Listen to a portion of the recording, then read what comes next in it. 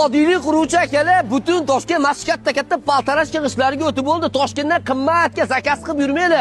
O'zimizning Andijonda katta zavodda robotlar ishlab chiqaryapti.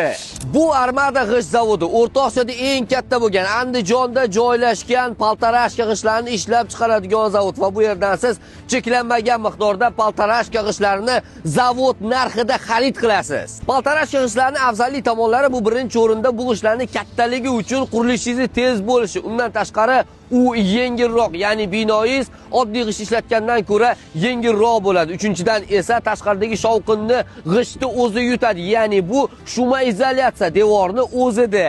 Paltarash yig'ishlarini cheklanmagan miqdorda xarid qilishingiz mumkin ikki xil tarzda yoki shunga o'xshagan qadoqlangan holatida yoki qadoqlanmagan holatida ham yetkazib berishadi. Nega aynan Andijondan xarid qilishingiz kerak degan savolingizga esa siz Toshkentdan buyurtma berib chaqirganingizgacha qimmatli vaqtingizni yo'qotasiz. Birinchi o'rinda qimmatga ham tushadi. Andijon bo'ylab, vodiy bo'ylab yetkazib beriladi va har qanaqasiga Toshkentdan yoki boshqa joydan chaqirganingizdan ko'ra arzonroq va tezroq yetib boradi. G'isht o'lchamlari 12 ga 925. Ularga buyurtma berish uchun esa quyidagi raqamlarga qo'ng'iroq qiling va ushbu videoni uyda qurilish qilyapti turgan yaqiningizga yuborib qo'yinglar. G'ishtlarni zavoddan olinglar degandek. Manzil Andijon viloyati Xo'jaobod tumani Armada g'isht zavodi.